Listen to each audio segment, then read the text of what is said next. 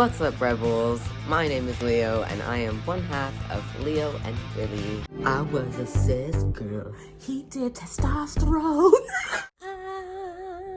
We are a couple. We are queer. Yes, queen. And today, I am here to do another installment of Diary of an Awkward Trans Guy. First things first, y'all, I need to get a haircut. And your hair is uneven. You look dusty. It's just getting a little bit cray-cray. So, let's go do that, shall we? Also, a friend of mine and Willie's is going to India today, and we're gonna quickly give a little wave off to her as she's heading out. So, we'll go and do that quickly while we're on our way to the barbers. Let's go. Game agenda, game agenda.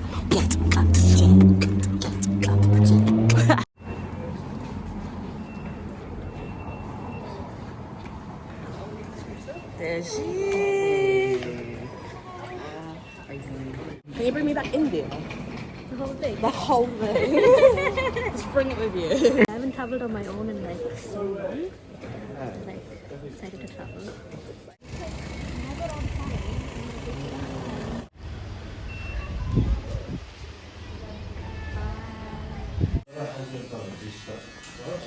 This guy always does Leo's hair. And he's used to me now. I come in, I'm like, this, I want this, I want this.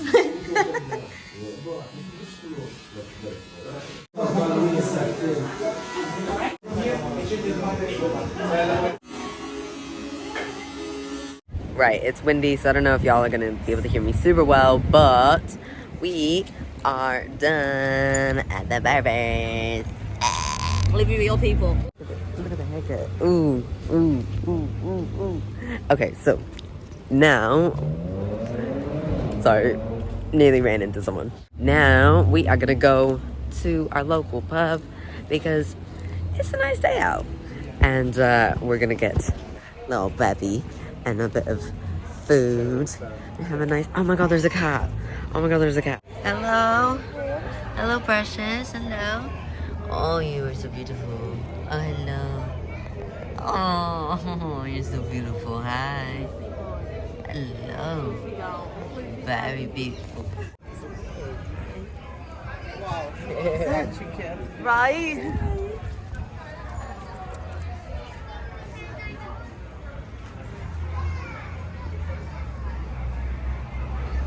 Okay.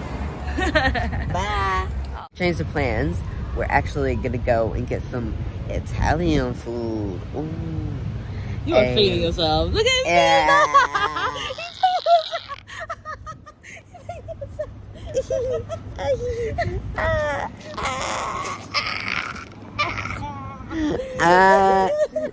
You look so good. Ooh, look at you.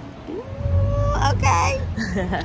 Can we go eat? I'm starving. I'm starving too. My belly was going. Yeah, I can hear it. When I was in the barbers, and I was like, please don't out me to my barber. I'm hungry. I am in the closet. My hunger's in the closet. Don't Yeah. Don't out me for my hunger.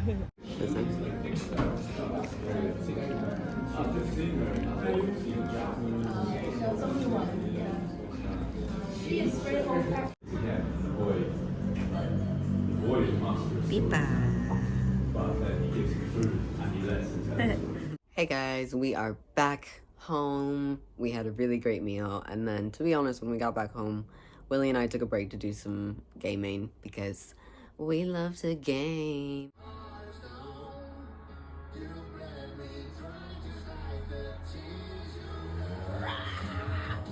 And as you can see, I still am. So I figured you guys can just hang out with me while I play some games. We can finish the rest of our chat. Oh, there's a glare. Hello? Can you see me? I can't see you. Hey, as you can see, I got a fresh cut. Ooh, ooh, ooh, ooh. Makes me feel very, like, confident and happy and, good. But it made me think today. I was sitting there and I was, like, sitting in the chair and just kind of, it was, like, a really busy day in the barbershop today and, you know, like, a weekend and all that. And there was lots of people in and out, and the energy in there, like, I was just sitting there thinking, this is such a fun place for me now. Zero from the top, zero all over.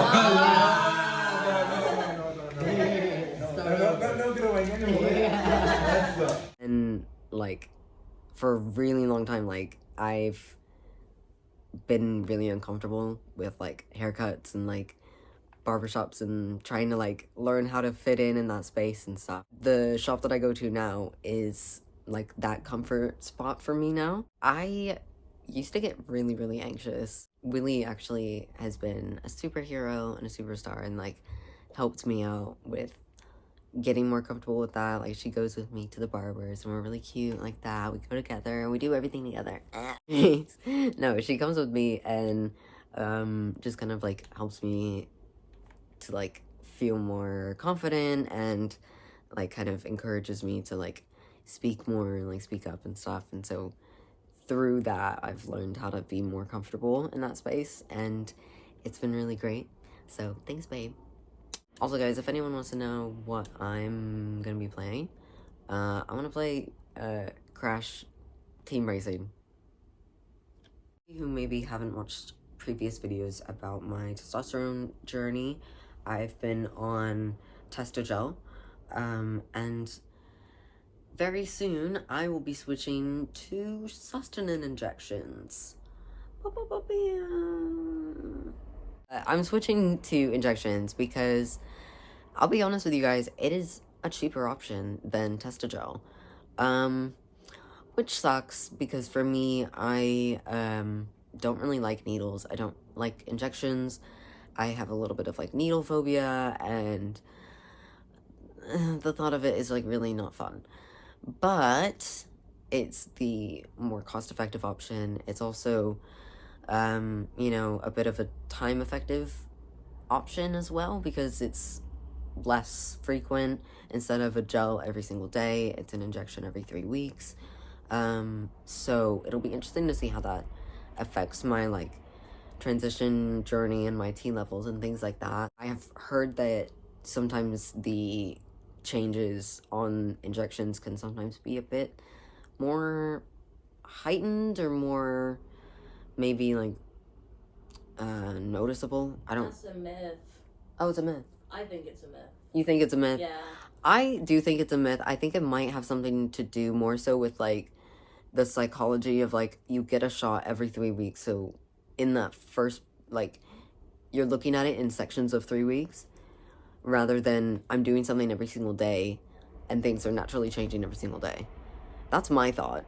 But obviously, I'm going to be making these videos for you guys, so I'm going to be telling you the real truth. We're going to do a little trans science experiment. Yay. Sometimes I post on Reddit, guys, in different, like, subreddits, where I'll just, like, ask people if there's, like, stuff that we want to maybe, like, discuss on here. If people have any topics that, like, are kind of worth talking about right now or something that brings up a discussion for me. So I'm gonna go have a quick little check and see if there's something on here because I think there might be. Okay, so here's one question that I got, which is interesting. So I'm gonna read it out to you guys and then just like give a little response because I thought that'd be a little fun thing to do for this video. So question, oh, okay, so this person says, is this really Leo Storm? I subscribe to your channel. You and Willie are my favorite YouTubers right now. Thank you so much for putting your story out there. Oh, love you. Thank you. That's really, really sweet. And we love you. And it's really cute that you called us your favorites of YouTube, your favorite YouTube creators. That's really sweet. Love you. Love you. Gay agenda. Gay, gay agenda.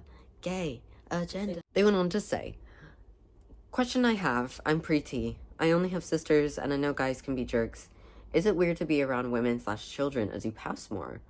As in, do they seem more uncomfortable? I'm a tall guy, 5'10", and pretty built. Cannot relate. I've been doing gym a lot, so when I go on team, my body hopefully continues to build. I'm studying now to be a teacher, and I've always wanted to teach younger grades, as I'm good with kids. Oh, that's cute. I don't want to suddenly become a threat to women/children. I mean, by their perception, obviously, I'm not actually a threat, lol. So, in terms of not coming off as intimidating, I think, honestly, like, this sparks a bit of a wider discussion, to be honest, about, the relationship between us as trans guys or trans masculine people and, like, toxic masculinity, and how masculinity in modern forms can sort of be, like, detrimental to certain, like, people, and sometimes it can be, like, a worrying thing where, especially when you're in a, like, transitional period of going into, like, passing more and appearing more like cis man or, you know, masculine reading, there are certain things that, like, change with the way that you interact with the world and the way that the world interacts with you, which can sometimes be a bit like, oh my gosh, I just got hit by a train. I just got hit by a train. Sorry, I was like, what? Where did the train come from? There's a lot that can happen that shifts in the ways that, like you say, like, women and children, how you interact with them might feel different, or you may feel like you need to act differently, for the sake of, like, making sure that people aren't, like, uncomfortable or things like that. But let me be the first one, if no one said to you before that, you and your existence as a human being isn't really something that people should automatically be uncomfortable about. And I don't want you to be sort of, like, paranoid about, needing to, like, you know, let people know that you're one of the good ones. I think it's important that you want to do that, and I think it's, like, very good, to have, you know, as time goes on and as things are right now in a space where society is changing a lot and we're having a lot of open discussions about things like masculinity and things like, you know, privileges and social norms and cues and, you know, comfortability levels. There's a lot to unpack there. But I think the best thing that you can do to avoid any sort of, like, tension and negativity is honestly just to be kind, be welcoming to people, be, like, you know, put your best energy forward, and that energy will come back to you.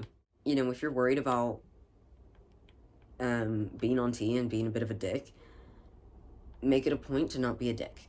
Yeah?